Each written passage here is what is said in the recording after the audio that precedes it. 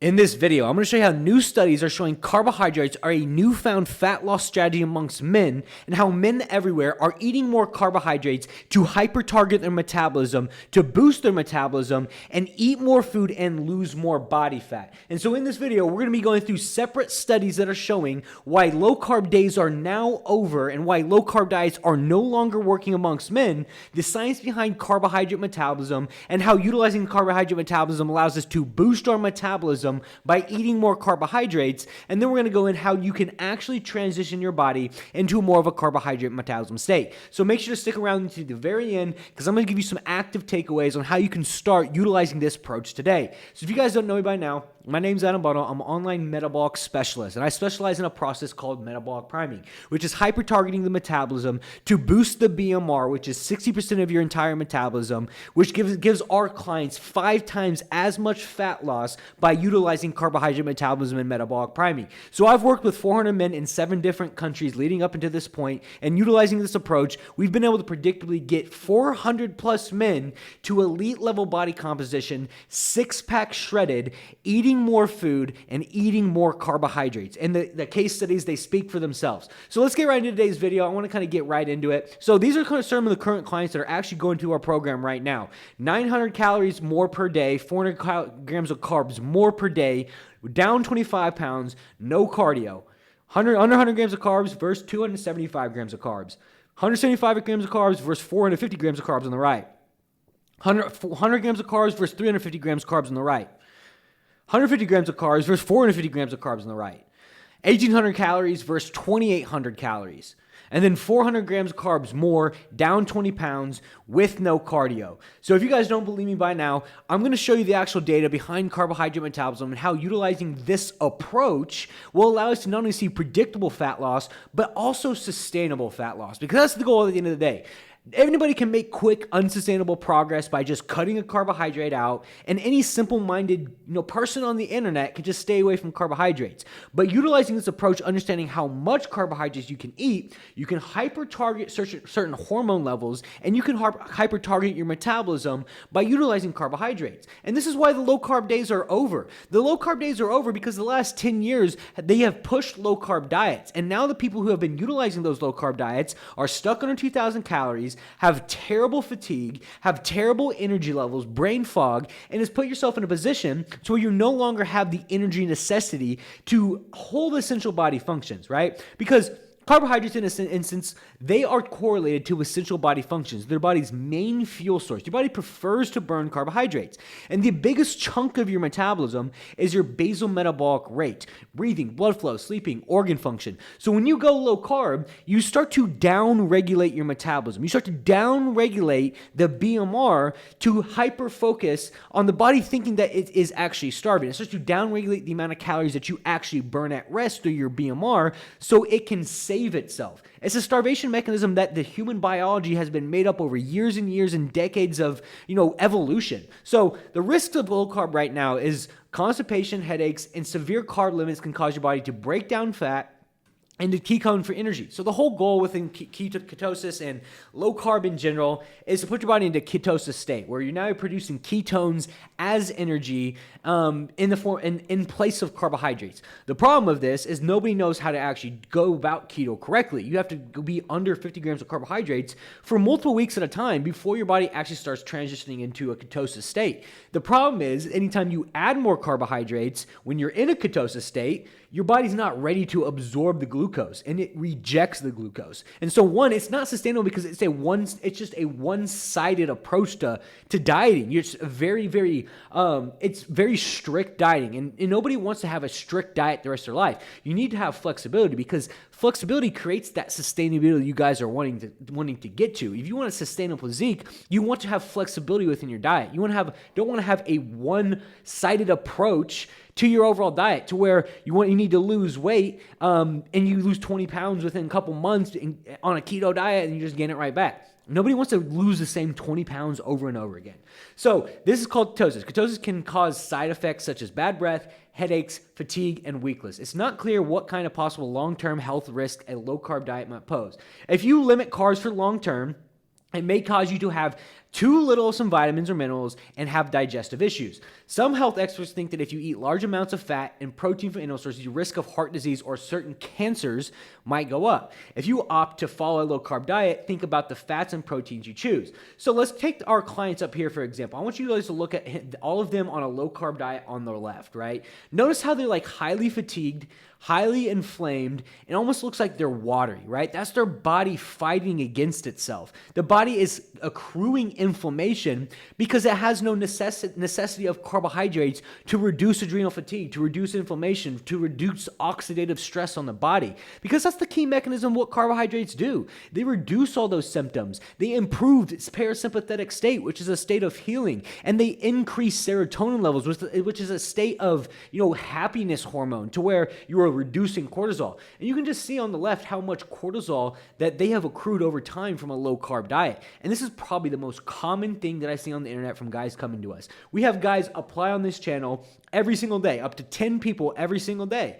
And most of them are caught in the low-carb dieting cycle, where it's like they've been going years and years thinking that low carb is the answer. And this is what they look like: highly inflamed, very watery, just very tired, and just don't have the energy they once had when they were younger. It's because they've shot their bodies, and their body is so, extremely ridden of cortisol that it's no longer allowing them to lose body fat. So there's a better way to do this, and it's called carbohydrate metabolism. So when you go into ketosis, like I said above, like you go into a fat metabolism state, right? Which is your body utilizing fat and protein as overall energy in the ATP process. Overall problem with that is it's not sustainable, it's not fun, it's not enjoyable, you get super hungry, XYZ and everything in between. So on the other spectrum of things, there's a process called carbohydrate metabolism. It's basically the opposite of what fat adapted state means in a ketosis state. So the saying fat burns in a carbohydrate flame is a metaphor highlighting the role of carbohydrates in efficient fat metabolism.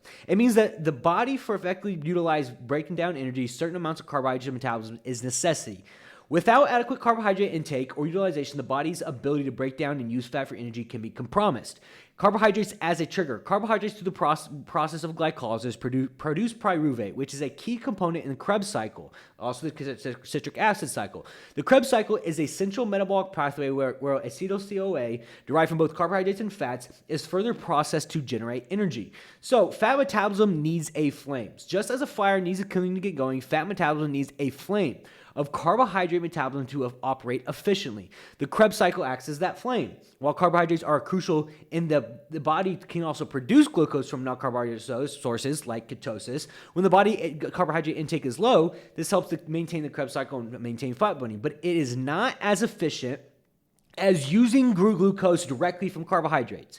I want you to remember that. It's like, yes, you can get into a fat adapted state with keto, and your body transitions to using fat and protein as energy, but it is not as efficient as glucose directly from carbohydrates, right? The body prefers carbohydrates. It's a main fuel source the body prefers to keep oxidation going, to keep, inflammation low, to keep the body and organs working properly. And so carbohydrate metabolism state is the body transitioning to primarily only using carbohydrates and optimizing the process for carbohydrates. So exercise and fat burning. During exercise, especially at prolonged low-intensity activity, the body relies on both carbohydrates and fats for energy. As glycogen stores stored carbohydrates deplete, the body may need to rely more on fat for fuel. However, carbohydrate intake is too low, the Krebs cycle can be less efficient, impacting fat burning, notes a health and fitness resource, right? So if you're a healthy, lean individual and you like working out, you work out 4 to 5 times a week, maybe you do cardio, whatever you may be, and you're on a low-carb diet, you are not efficiently burning fat. You are inefficiently burning fat when you are in a more of a fat adapted state because the body prefers carbohydrates. So I want you to think about this. Like there's two separate sides of the stone right here, right? You got your fat adapted state and you got a carbohydrate metabolism state. Fat adapted is like ketosis, but carbohydrate metabolism is when we operationalize the body for primarily using carbohydrates. This involves, yes, keeping a higher protein intake, but also keeping the fat intake lower, right? Because the lower the fat intake, the more the body transitions and uses primarily carbohydrates, right? So we'll go through how you can do this yourself, but I want you to you to understand carbohydrates as a whole and how they correlate to your metabolism. So carbohydrates have a 10% thermic effect. Fat has a 3, right? Carbs have a 4 calorie per gram. Fats have a 9. So automatically, carbohydrates from a thermic effect perspective, they burn more to digest and they're less calories per gram. Just right off the bat, those are the statistics. But if you can see right here, carbohydrates support bodily functions. This body's main fuel source gets broken down into energy for glucose, extra stored in the liver. So yes, if you eat too much carbohydrates, your body will store excess in the liver. Your body will store excess as fat, right? But if you eat the correct amount of carbohydrates, the correct grams per carbohydrates per day, you can operationalize carbohydrate metabolism to efficiently burn fat. And that's what we're doing with our clients. But not only that, from a leptin point of view, right? Leptin is the satiety hormone. Leptin also goes up, which means carbohydrates are correlated to how satiated you are. And then basal metabolic rate is correlated, body's preferred energy source. So this is how your metabolism is broken down and the correlation between carbohydrates and your overall metabolism. So like we mentioned, the essential body functions are correlated to overall carbohydrates. What is most of your essential body functions?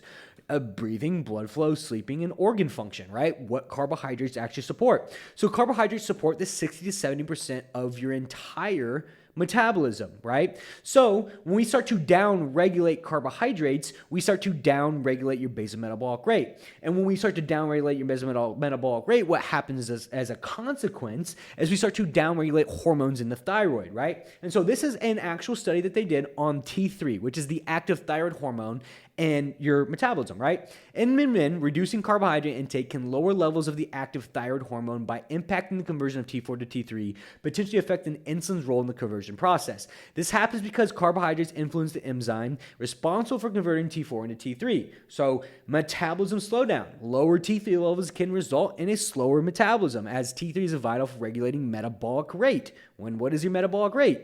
Your basal metabolic rate, right? So carbohydrates are directly correlated to regulating active thyroid hormones and also regulating that 60-70% of your metabolism. So we talked about the NEAT, right? Which is, carbohydrates have a 10% thermic effect and fat has a 3% thermic effect. So NEAT, on the other hand, right, makes up 15% of your metabolism, right? This is walking, like steps, right? Walking, moving around, non-essential movements that you don't plan. So there is a correlation between carbohydrates and non-energy activity thermogenesis, right? So the phrase fat burns in a carbohydrate flame refers to the scientific concept that the body needs a presence of carbohydrates to effectively utilize fat as an energy source, meaning that without sufficient carbohydrates, the body cannot efficiently break down and burn fat molecules, right? So the impact of low carbs. This is why very low carb diets can lead to a state of ketosis. But what I want you to understand is that when the body has a presence of carbohydrates as an energy source, you're more psychologically willing to move more, right? And what I mean by that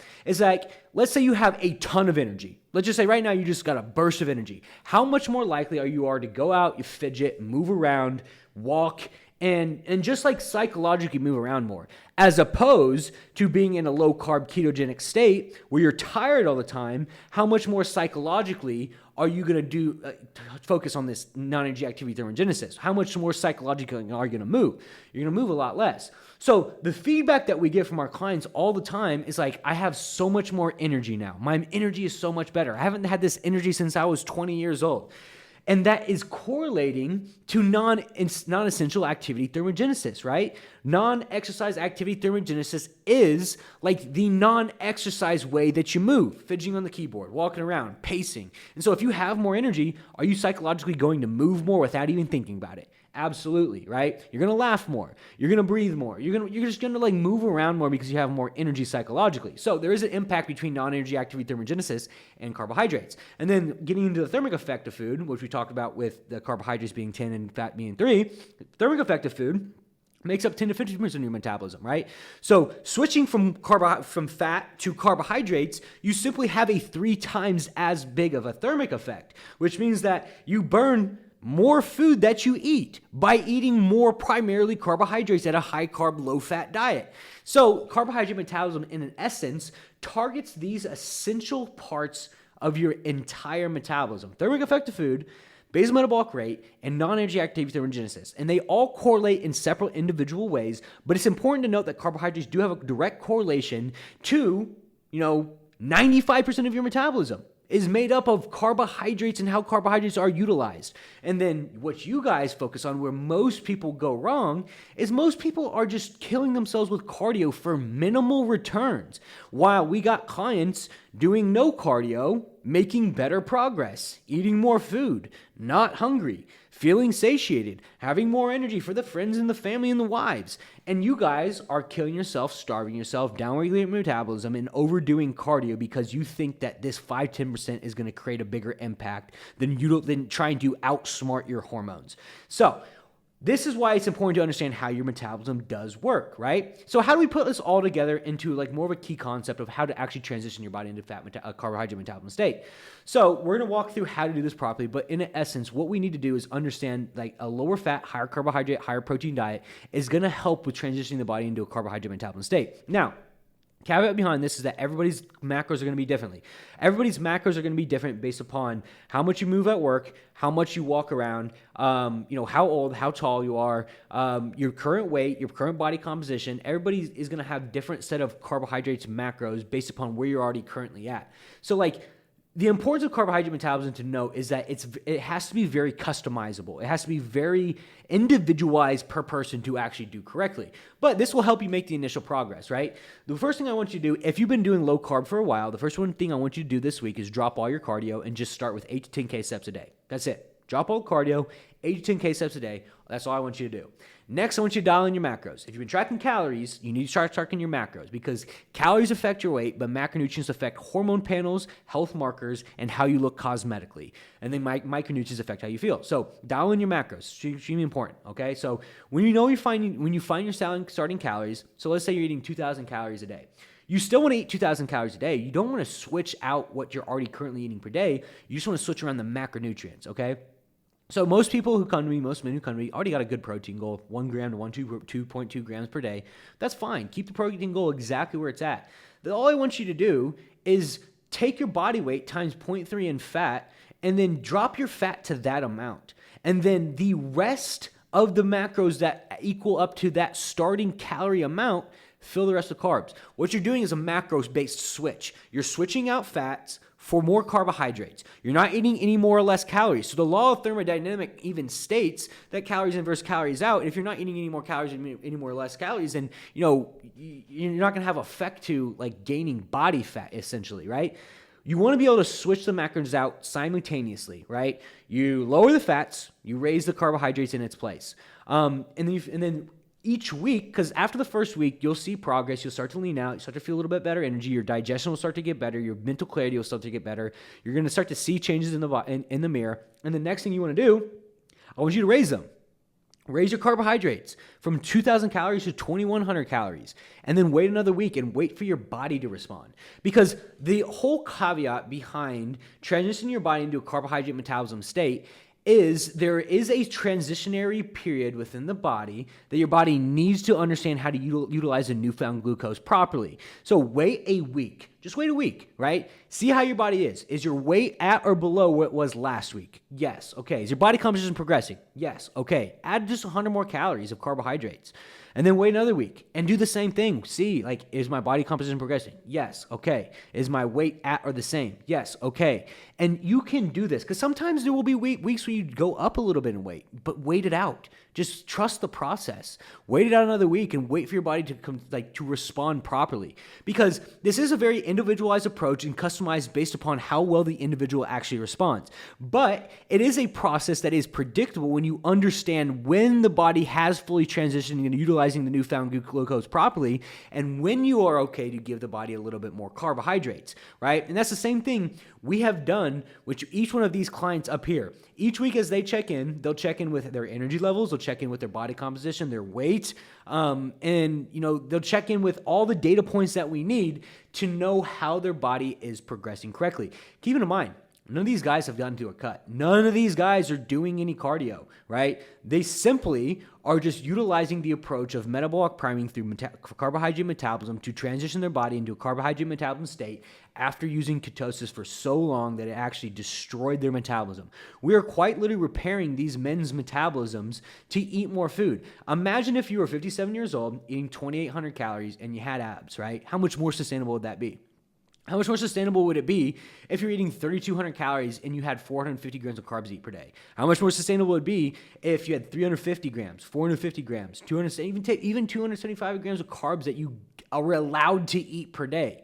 Like, how much more sustainable would that be instead of trying to stay under 2,000 calories and starving? The whole goal is that you want to be able to put yourself in a more sustainable position, right? A more sustainable position long term. Yes, this is a very diligent process that does require adherence. It does require attention to detail, but the long-term effects of carbohydrate metabolism is sustainability, right? You can eat more food, you can have more calories under your belt, and you can stay more comfortable for longer. How much more comfortable would it be if you had six-pack abs and you were able to eat 3,000 calories a day? Would you be able to stick to that diet? 1,000%. That's easy to stick to. Most of you guys are eating 1,800 calories watching this right now, hungry, starving yourselves, right? And you're still not looking better than any of those guys up there. So if you are struggling and you want a faster route, you just say, you know what, screw it. Like, I want a faster route. I want to do this the right way, the right time, the first time, and I don't want to waste any more time. There'll be an application in the bio of this video. Click on it. There'll be a video outlining the program a little bit. You can watch through it. And if this is something you want us to come in and do for you and just take all that off your plate, just schedule everything for you, make changes for you, do your training plan for you, and just schedule everything out for you just for the purpose of time and not wasting any more time trying shit that doesn't work, fill out a time down below, and our team will jump on a call with you, and we'll map something out for you. But if you rather just go through my YouTube channel for the next week, 2 weeks, 3 weeks, months, and hopefully figure it out yourself, more than happy to do that. Like, that's what this channel is for. It's designed for you to make progress yourself. But the guys who come to us, one, they understand time, and they value their time very highly, and they want to do it right the first time without wasting any time. So if that sounds like you, and you've been struggling, and you want a long-term sustainable physique at the age of 50 years old, 60 years old, and you want to look and feel like you did in your 20s again, you want to have better relationships with your children, better relationships with your wife because you have more energy and just overall feel better, that application will be below. But for the guys who just want the more free information, the cost is going to be the time it takes to figure it out on your own, because it is individualized. It will take some trial and error, and you can figure it out on this channel eventually. But what if you don't, right? But like I said, like, comment, subscribe if you like these videos.